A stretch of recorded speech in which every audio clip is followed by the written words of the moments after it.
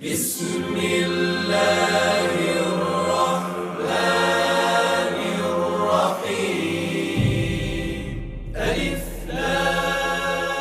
আলিফ লাম র।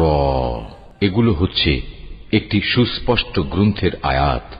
নিঃসন্দেহে আমি একে আরবি কোরআন হিসেবে নাজিল করেছি যেন তোমরা তা অনুধাবন করতে পারো।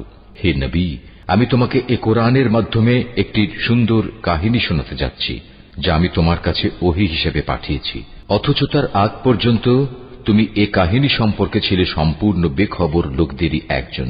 এটা হচ্ছে সে সময়ের কথা যখন ইউসুফ তার পিতাকে বলল, হে আমার পিতা, আমি স্বপ্নে দেখেছি 11টা তারা, চাঁদ ও সূরজকে আমি এদের আমার প্রতি সাজদাবনত অবস্থায় দেখেছি। একথা শুনে তার পিতা বলল, হে আমার স্নেহের পুত্র, তুমি তোমার এই স্বপ্নের কথা কিন্তু তোমার ভাইদের কাছে বলে দিও না। তারা তোমার বিরুদ্ধে ষড়যন্ত্র আঁটতে শুরু করবে, কেননা শয়তান মানুষের খোলাখুলি দুশমন।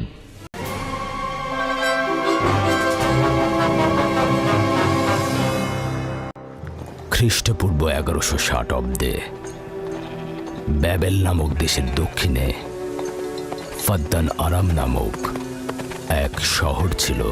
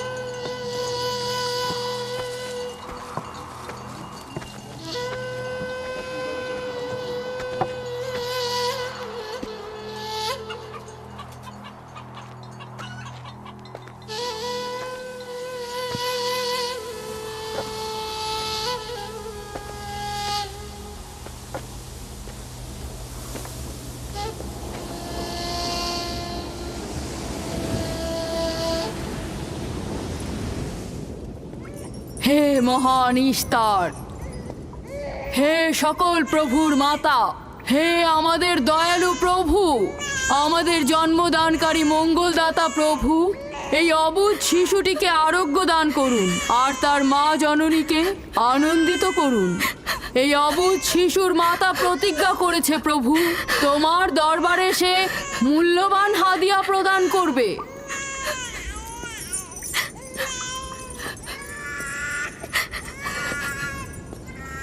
আমি মহান ইস্তারের কাছে প্রার্থনা করেছি যেন তিনি তোমার সন্তানকে জীবিত রাখেন। তুমি এখন তোমার সন্তানকে নিয়ে যেতে পারো।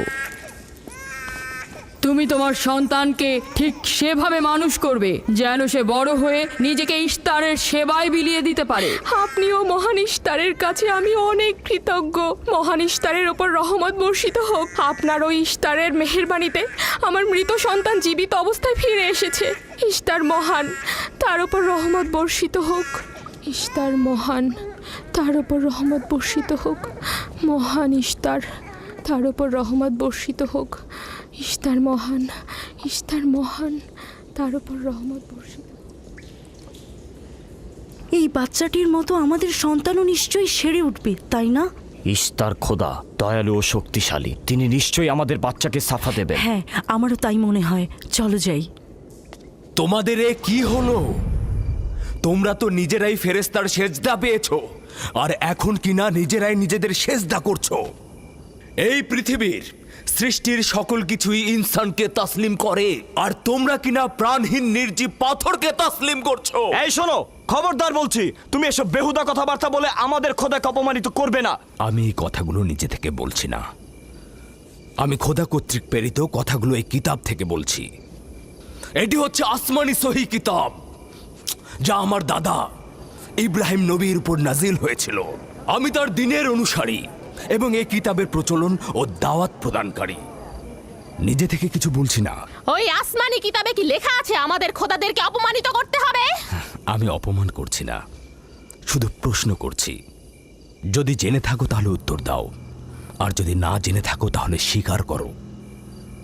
তোমাদের জিজ্ঞাসা করছি, ওই মন্দিরে রাখা ইশতারের মূর্তিগুলো কি তোমাদের প্রভু, নাকি তোমাদের তৈরি বস্তু? ইশতার তোমাদের উপর প্রভাব বিস্তার করে নাকি তোমরা ইশতারের উপর? ইশতার তোমাদেরকে শাসন করে নাকি তোমরা ইশতারকে? পাথরের তৈরি ইস্তার যদি দুর্বল ও অক্ষম হয়ে থাকে, তবে কি করে আমাদের বাচ্চাদেরকে সাফা দেয়? সত্যি কথা, আমরাও দেখেছি। হ্যাঁ, তার হাকিকাত আছে। ইশতার তার সন্তানকে সাফা দিয়েছে, আমি দেখেছি। ওই প্রজ্ঞাবান যিনি তোমাদের আহাজারি শুনেছেন, তিনি তোমাদেরকে সাফা প্রদান করেছেন, না ইশতার।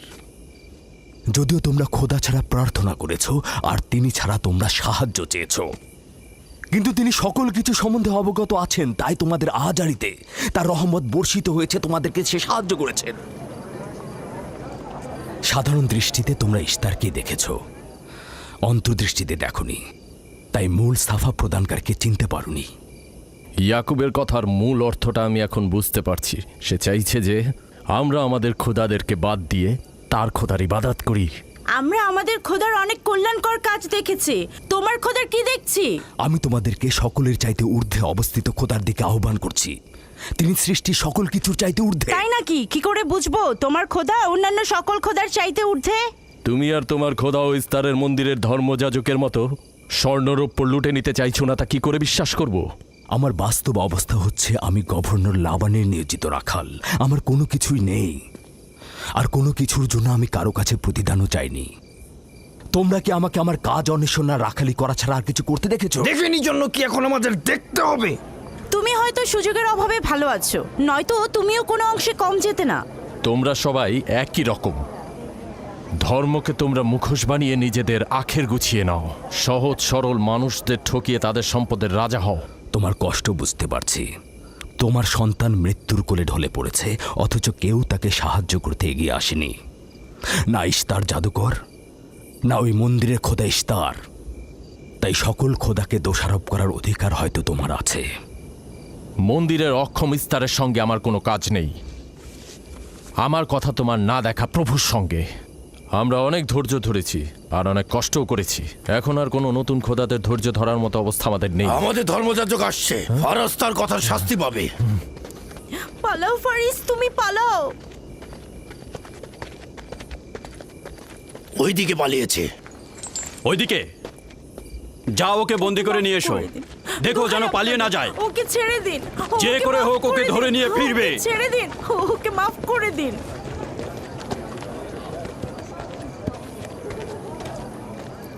যদি শুধুমাত্র গভর্নরের জামাতা না হতে, তাহলে আমি জানি তোমাকে কিভাবে শায়েস্তা করতে হয়।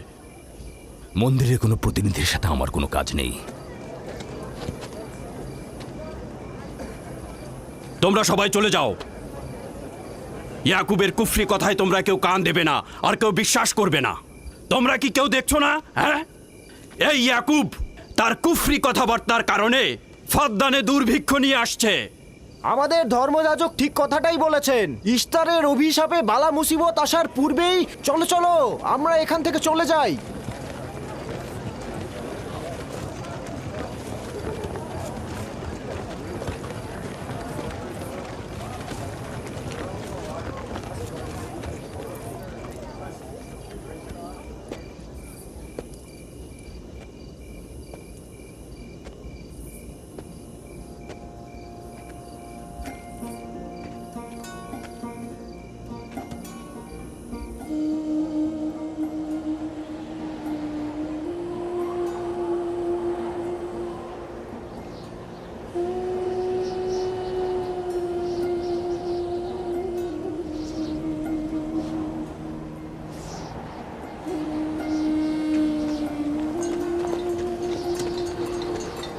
যদি খুব শীঘ্রই বৃষ্টিপাত না হয়, তাহলে ফাদ্দানবাসীর সকল ফসল নষ্ট হয়ে যাবে।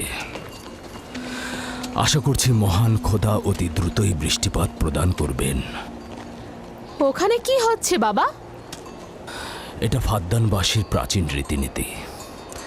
এখানে ইশতার নিয়ে কেউ কটু কথা বললে তাকে আগুনে নিক্ষেপ করে হত্যা করা হয়। বিচার করা হয় না সে সত্য বলেছে কিনা। ছেড়ে দাও, ছেড়ে দাও আমাকে বলছি, করেছে ছেড়ে দাও আমাকে, ছাড়ো বলছি। হে মহান ছেড়ে দাও। ধর্মগুরু, ওকে মাফ করে দাও, আমাদের উপর রহম করো। আমাকে ছাড়ো, ছাড়ো, আমার কি দোষ? আমি তো কিছু করি নাই। আমি কি বলেছি তোমাদের? আমাকে আমাকে এভাবে বেঁধে নিয়ে যাচ্ছ? আমাকে ছাড়ো। শোনো, তুমি এখানে ভেড়ার পালগুলো দেখে রাখো, আমি একটু আসছি। ছাড়ো, ছাড়ো, ছাড়ো আমাকে। এই, ছেড়ে দাও, ছেড়ে দাও, ছেড়ে দাও। এই, তোমরা তোমরা নির্মমতা করছো, তোমরা আমার উপর নির্মমতা করছো। আমাদের রহম করো। ছেড়ে দাও, ছেড়ে দাও। এই, আমার কি দোষ? আমার কি দোষ? আমাকে ছাড়ো, ছেড়ে দাও। এই, তোমরা আমার উপর অবিচার করছো। ওই যে দেখো, ইয়াকুব কি রাখাল, করছো? গভর্নর লাবানের জামাতা। এটা ঠিক করছো না। আমাদের উপর দয়া করুন, আমাদের উপর রহম করুন। কাফের শাস্তি একটাই। ফাদ্দানবাসী, তোমরা দেখে রাখো, তোমরা অবশ্যই শাস্তি পাওয়া উচিত। একদম ঠিক না, আমার উপর অবিচার হচ্ছে। আমি কিন্তু আমাকে এভাবে অমানবিক ভাবে পড়ানো হচ্ছে। এটা তোমরা সহ্য করো না, তোমরা জেগে ওঠো। রক্ষা করুন, ওকে রক্ষা করো। আমাকে বাঁচাও, বাঁচাও ফাদ্দানবাসী, আমাকে বাঁচাও ফাদ্দানবাসী। আমি বলছি, আমি কোনো অন্যায় করিনি। অভিযুক্ত ফারাজ ইস্তারের শত্রু ও পাথর দিয়ে ইস্তারকে আক্রমণ করতে চেয়েছে এবং আমাদের খোদাকে অসমর্থ ও নালায়েক বলে আখ্যায়িত করেছে। ফাদ্দান শহরের প্রাচীন রীতিনীতি অনুযায়ী যে আমাদের খোদা ইস্তারকে অবমাননা করবে তাকে অবশ্যই আগুনে নিক্ষেপ করে হত্যা করা হবে। ফাদ্দানবাসী, তোমরা কি এরকম চুপ করে পাথরের মতো আমাকে দেখে যাবে? তোমরা কি কিছুই বলবে না? আমাকে এরকম অমানবিক ভাবে অত্যাচার করে পোড়াতে যাচ্ছে এই লোকজন। তোমরা কি কিছু বেচারা ফারাজ। তোমরা কি নিশ্চুপ হয়ে সারা জীবন দেখে যাবে? ফাদ্দানবাসী, দয়া করুন, রক্ষা করো আমাকে। কেউ তো এগো, একদিন আমার মতো তোমাদেরকেও এভাবে পুড়িয়ে ফেলবে ওরা। তোমরা চুপ করে থেকো না। তোমরা এভাবে আমাকে মেরো না, আমার প্রাণ ভিক্ষা দাও, আমাকে এভাবে মেরো না। বেহুদা কান্নাকাটি করো না, হয়তো রক্তের মূল্য পরিশোধ করো, নয়তো আগুনে পুড়বার জন্য প্রস্তুত হও। তাকে আগুনে ফেলো না, আমাকে এভাবে পুড়িয়ে মেরো না। রহম করো, আমাকে প্রাণ ভিক্ষা দাও, ওকে ছেড়ে দাও। হে দাও। ফাদ্দানের জনগণ, আমাকে মেরো না। আমাদের রহম আমি একটা কথা জানতে চাই, তার রক্তের মূল্য কত? মূল্য কি তুমি পরিশোধ করবে? না, ও নিজেই তো ইস্তারের শত্রু।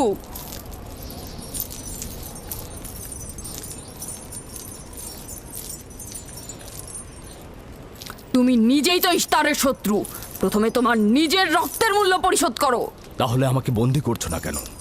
বন্দি করো। অগ্নিপিণ্ডের মধ্যে নিক্ষিপ্ত হওয়া তো আমাদের বংশের প্রাচীন ঐতিহ্য। আমার দাদা ইব্রাহিম, উনিও তো একবার নমরুদের আদেশে অগ্নিপিণ্ডের মধ্যে নিক্ষিপ্ত হয়েছিলেন। এখন পর্যন্ত তুমি যে গ্রেপ্তার হওনি তার কারণ তুমি হচ্ছ গভর্নরের ভাগিনা। তার অর্থ দাঁড়াচ্ছে এই যে আমার মামা গভর্নর লাবান ইস্তারের খোদাকে অবমাননা করতে পারে কোনো শাস্তি ছাড়াই।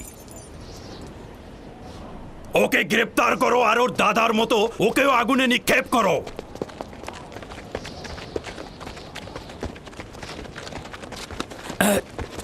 ছেড়ে দাও, আমার প্রশ্নের উত্তর দাও, ছেড়ে দাও আমাকে। এই, এখানে কি হচ্ছে এসব?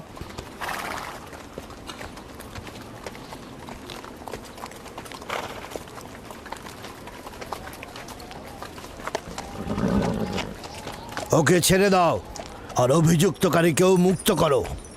ফারাসের অবশ্যই শাস্তি পাওয়া উচিত। যখন ইয়াকুব জীবনের মূল্য পরিশোধ করতে চায় তখন তোমাদের কোনো অধিকার নেই ওকে শাস্তি দেবার।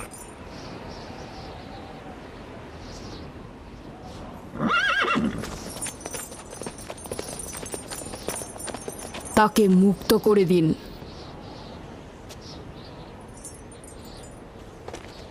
ইয়াকুব, তুমি অবশ্যই ফারাসের জীবনের মূল্য স্বরূপ 500 দিনার পরিশোধ করবে। হ্যাঁ, কোনো সমস্যা নেই, আমি এই অর্থ পরিশোধ করব।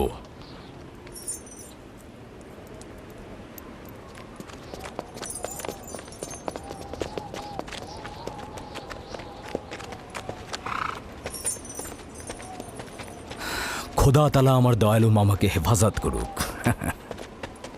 ইয়াকুব, আমি তোমাকে কতক্ষণ এরকম বিপদ থেকে বাঁচাতে চোখে চোখে রাখবো?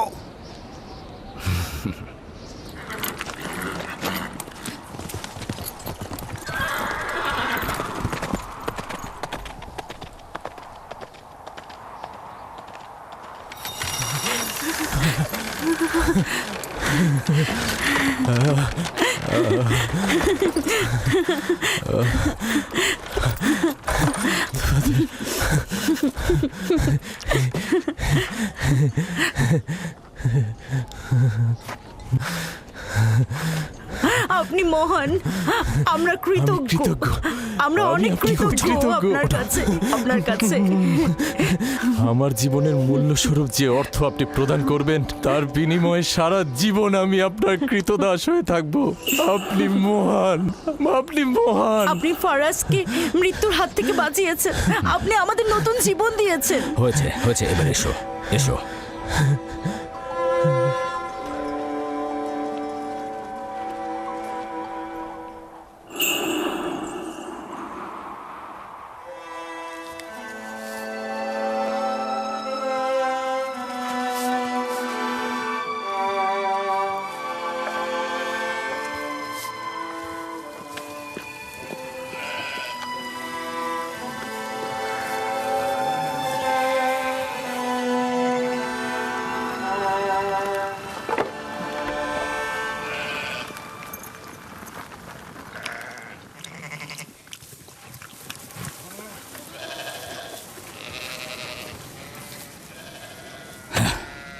লোকটি আসলেই খুব ভালো, আসার পর থেকে শুধু কাজই করে যাচ্ছে। হ্যাঁ, বছরের পর বছর ইস্তার, ফাদ্দান ও ব্যাবলের লোকজনকে অন্যায়ভাবে কোরবানি দিয়ে আসছে। আজ তোমার পিতার জন্য আমি ও ফারাজ বেঁচে গেছি। আপনি ওর জীবন বাঁচিয়েছেন বলেই ও ইস্তার পূজা ছেড়ে এক খোদার ইবাদতে মশগুল হয়েছে। হ্যাঁ, তা হয়েছে রাহেলা। আসলে যখন সে মৃত্যুর হাত থেকে রক্ষা পেয়েছে তখনই এক খোদায় বিশ্বাস এনেছে। আমাদের মুসাফির কখন পৌঁছবে? খুব শীঘ্রই হে খোদার নবী, বেশি দিন বাকি নেই। বছরের পর বছর তোমার সন্তানের প্রতীক্ষায় রয়েছি। যদি খোদা চায় তো খুব শীঘ্রই এই প্রতীক্ষার অবসান ঘটবে।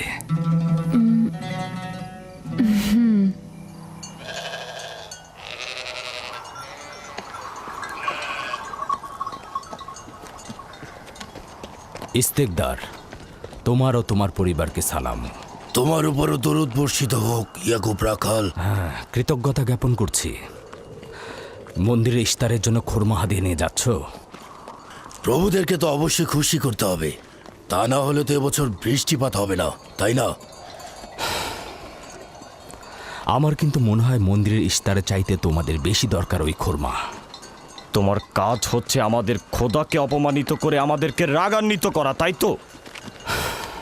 তোমরা কি নিশ্চিত যে ইস্তারের মন্দিরের ওই পাথরের মূর্তিগুলো সত্যিকার অর্থে বৃষ্টি বর্ষিত করতে পারবে? তোমার এসব কুফুরি কথাবার্তার কারণেই আমাদের মন্দিরের খোদা নাখোশ হয়েছে, আর এই কারণেই ফাদ্দানের আকাশে আজ মেঘ নেই।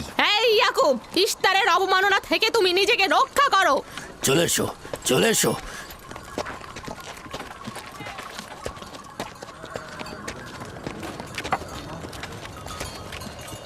এটা তোমাদের কেমন বিবেচনা? তোমরা শক্তিশালী ও দয়ালু এক খোদাকে রেখে নির্জীব পাথরের উপাসনা করছো। কেন তোমরা বিষাদগ্রস্ত জমিনে নিজেদের আত্মাকে এক খোদার ঈমানের নূরে আলোকিত করছো না?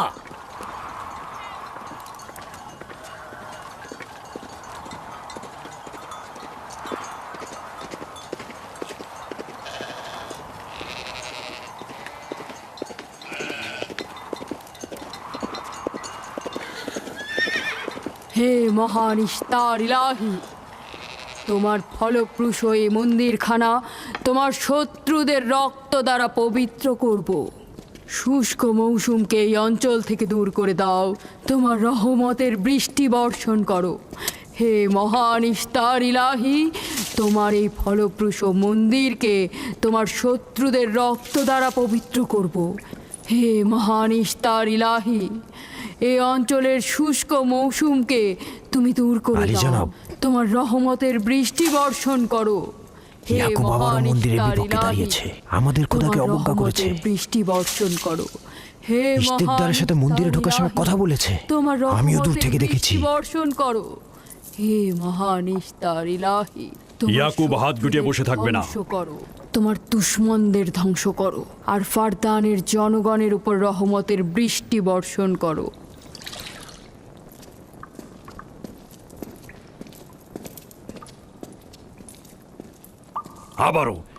আবারও শুরু করেছে। আশা করছি ওর উপর এবার খোদার লানত বর্ষিত হবে। এখন আমাদের কি করা উচিত? লাবানকে এখানে ডাকো, তার সাথেই সমাধান করব।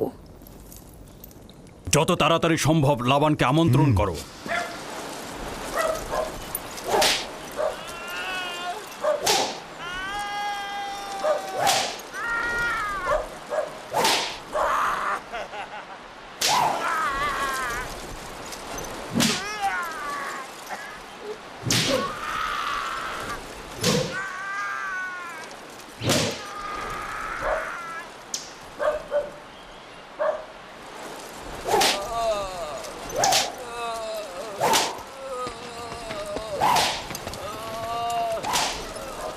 জনাবে আলী, ইস্তার মন্দিরের মহান ধর্মগুরু আপনাকে সাক্ষাতের জন্য আমন্ত্রণ জানিয়েছেন।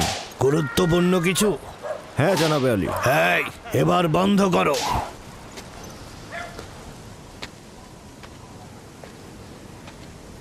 তুমি যদি আবারও চুরি করেছো, তাহলে তোর আর আঘাতে আর জীবিত ফিরবে না। আমি কথা দিচ্ছি এমন ভুল আর কখনো হবে না। ছেড়ে দাও একে। এসো।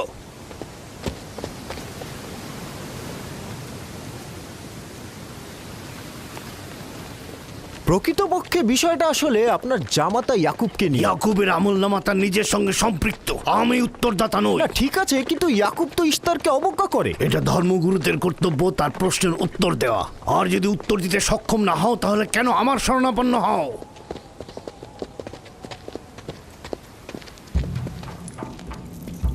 খোদার চাইতেও বড় খোদা মহান ইস্তার রাগান্বিত হয়েছেন। আমি দুর্ভিক্ষ দেখতে পাচ্ছি, যা ফারদানের জনগণের জন্য শুষ্ক মৌসুম আর মৃত্যুর কারণ হতে যাচ্ছে। জনাবে আলী, আমি তার আপনি একটু মধ্যে অপেক্ষা করুন, আমি শোকার্ত ধর্মগুরুকে অবস্থা খবর দেখতে দিচ্ছি। মহান ইস্তারকে সে রাগান্বিত করেছে। এই অপমান ইস্তার সহ্য করতে পারছেন না। কেউ একজন ইস্তারকে খেপিয়ে তুলেছে। যে মহান খোদাকে অপমান করেছে, সে দ্রুতই শাস্তি পাবে। মহান ইস্তার তার বলি চাচ্ছেন।